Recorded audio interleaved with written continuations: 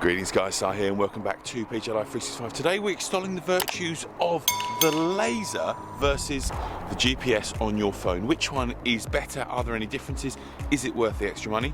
Let's go. So we're going to be employing a fairly rough points-based system for this test. We're going to play 9 holes with Ryan. We're going to come across any situations that appear on the golf course and on the practice range. And at the practice range, this is where the laser really comes into its own and takes the first point. So I'm here at Berry driving range and we've got a couple of baskets just in here to aim at, and we've got some flags out here.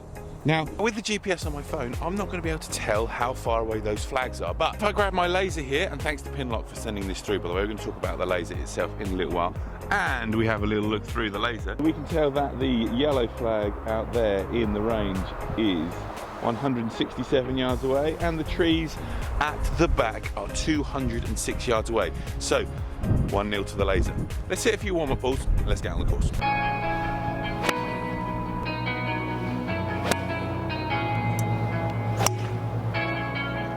Okay, so we're down here on the first tee. Ryan is here now as well. It's 6:30 in the morning. We're playing 9 holes just before the day begins, really. So I'm going to use my Round Pro TaylorMade app and the Short Shot pin lock, which the laser guys have sent for me for testing. So the laser won the first test on the range. You will not get any information on a GPS, free GPS, about range, basket and flag distances.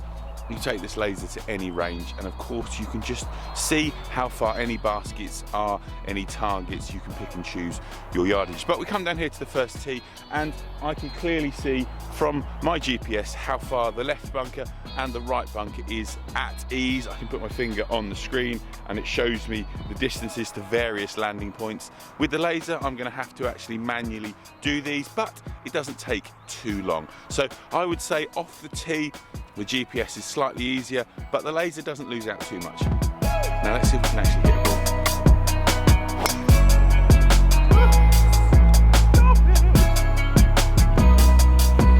I've heard he's got a good coach.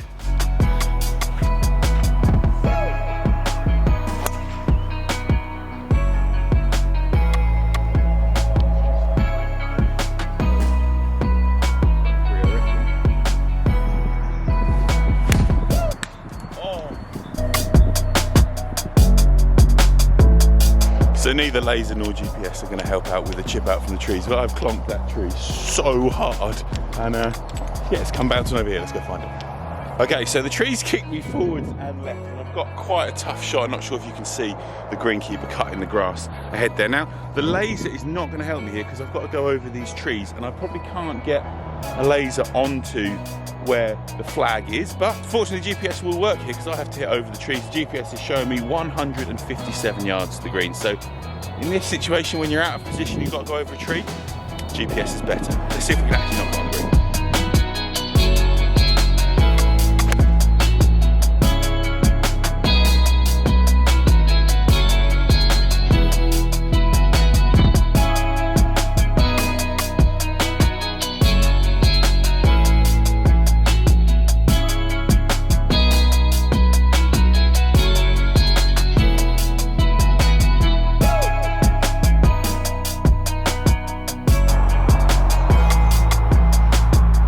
Cool, so the greenkeeper, as he mowed past the flag, is at 142. So that's definitely a different number to that 157 that I was getting from the GPS. And I know that's exactly to the flag. So something like a par 3, where you may want an exact yardage. So 142 is going to be a different club. Possibly the laser is going to beat that. So maybe a point to the laser there. So with the positives, we have to also talk about the negatives. And one of the big negatives for me with the TaylorMade GPS app and with other apps I've used in the past on my phone is it's quite laggy. It takes a while for the GPS to catch up. One of the other things that I don't like is its accuracy. Now, on the last hole there, I had 92 yards into the green from the sprinkler head. All the sprinkler heads here at Berry are marked to the middle of the green.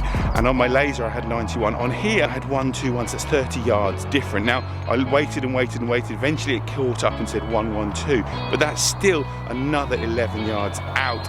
And that kind of accuracy, if you really want to improve your game, if I'd have hit my 120 club when I first pulled it out of my bag, I'd have been way over the back of the green. So that accuracy element is a huge bonus. The GPSs that you pay for, and of course the laser.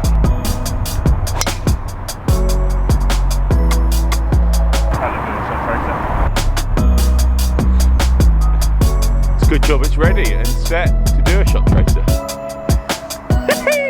Well, there we have it, 9 holes played with both of these devices. And what conclusions did we draw? The mere fact that there is some competition out there means that there will be pros and cons to both devices. If there was one device that absolutely smashed any other device out of the park, then of course everyone would go with that. Now let's start with the Sure Shot Pin Lock Laser. That's pretty hard to say. And I'm really impressed with it. For the price point, it is excellent value. The magnification is superb, and for someone like me who is notoriously not a good laser user, it really locked onto the flag really nicely. There is a slope edition of this as well, but the one button control and the super magnification, and once you set the focus so that your eyes are adjusted to the lens itself, it doesn't need any more adjustment, and away you go. The pros with something like this laser is that it can be used anywhere. It can obviously be taken to any range, any golf course, and as long as you've got a battery in it, it will give you precise yardages,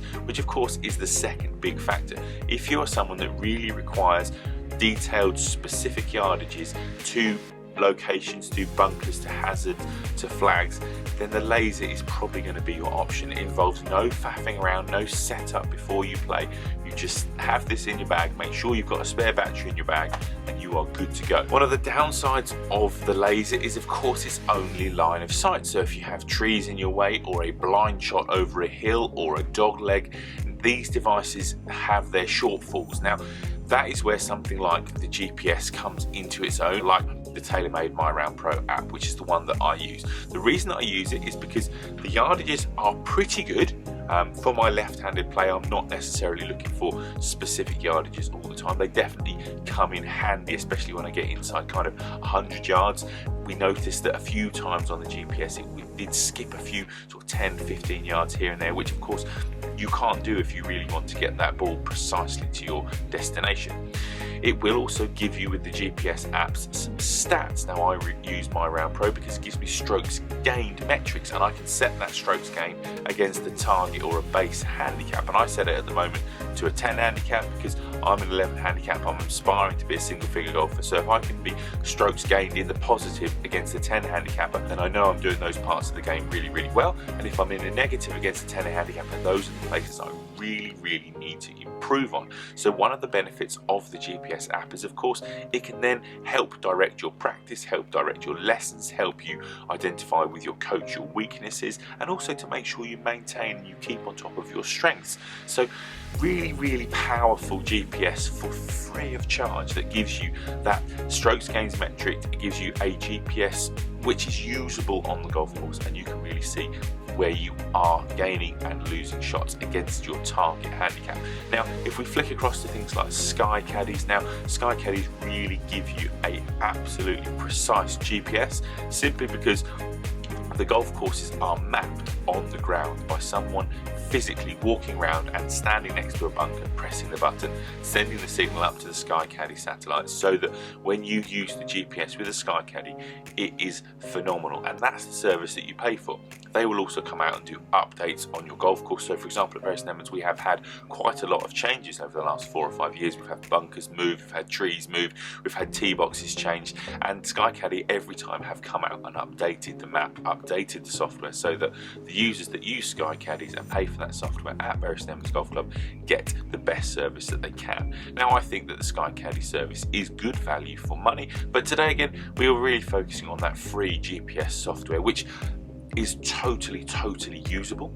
It isn't as precise as a laser, but then I don't think it's pretending to be as precise as a laser. So the choice really is up to you guys. How much do you want to invest in this sort of information, so specific distances to help you improve your golf? I will always say, and I will continue to highly recommend, every single golfer gets a gap fitting, so you know on average how far your clubs do carry, and then at least you've got that informed knowledge when you make decisions. Now people rebuff that and say, well, I'm not good enough to have a gap test. Well, to me, I would say if you don't plan in theory to hit a good shot before you hit a shot, then you're losing the battle already. If you know how far the potential of your golf club is, then at least it gives you that, just that little tick box in your head that, you know, I can do this. I have hit this 7-iron 160 yards before. I can do it again today. And sometimes that information is super useful. So guys, there we go. I hope you enjoyed that video about GPSs and lasers, their pros, their cons, and also just to kind of give you guys a bit of an idea of my thoughts on this matter. So I do hope you enjoyed that video. If you do enjoy our content and you want to see more, then why not think about hitting that subscribe button. We have a follow-up video coming from this. Our friends over at Ping and Arcos have combined to give you the ultimate stat-driven way to play the game, and hassle-free, they are saying. So Arcos is going to be tested by Ryan, by myself, by a few of the patrons down the lens, and we are going to have a follow-up on this video to see if Arcos and stats can actually help improve your game. But that's for another day. Make sure you hit that subscribe button if you don't want to miss that one. We'll see you down here on the channel next time. Bye bye.